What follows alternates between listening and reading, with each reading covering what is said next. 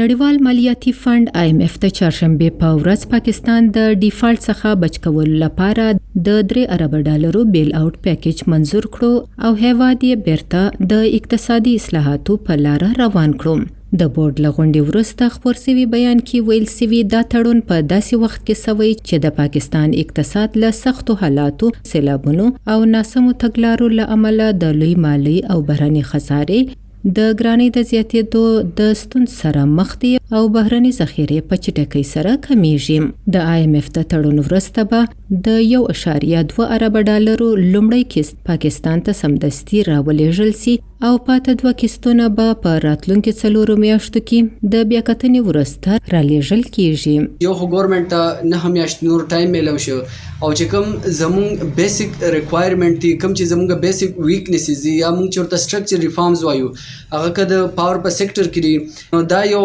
موقع میلاویدي شي چې کوم د انرژي یا د بجلی په مد کې کوم ریفارمز دي هغه وکړو. دغه شان که مونږ ټیکس نیټ والو نو د پاکستان د IMF وینا مطابق د پاکستان ټیکس نیټ هغه په دنیا کې د ټولو نه کمترین دی. دا مونږ سره یو موقع ده چې مونږ ټیکس نیټ بیس هغه وایډن کو ایکسپورټس بڑھاویدي شي او دغه شانتي جاب کریشن چې کوم دی یا هغه سره امپلایمنٹ اپورچونټیز هغه پیدا کیدي شي او د روزګار موقع چې څنګه موږ هغه سیوا کیدي شي دغه سره غربت کې کمی راتلی شي. د IMF د بورډ په غونډه کې البته د بورډ غړو د پاکستان په اصلاحاتو کې د تسلسل نشټوالي او د ژمنو د پوره کولو کې د ناکامۍ په اړه خورا نیوکې کړي. د رواني میاشتې په 9مه ګلوبل ریټینګ ایجنسی فیچ هم د پاکستان درجه بندي د ډیفالت درجه IDR څخه 3 ځله سي ته لوړه کړې وه، خو دا یې هم ویلي و چې پاکستان د IMF ژمنو څخه د سرغړونې پراخ ریکارډ لري او د اکتوبر میاشتې له ټاکنو او تر ټاکنو وروسته د پروګرام د دوام په اړه د خنډونو او د عملي کېدو د ننګونو ویره شته. دا مشکل موږ لرو چې راتلونکي حکومت نوې او تلونکي حکومت دې ته ډېر مشکلات وي. دې لپاره به یو کوهیشن پکار دی، پولیټیکل ویل پکار دی چې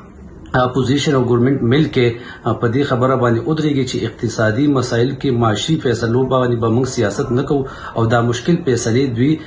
دا قدمونه اوچت کی او دا عملی کی.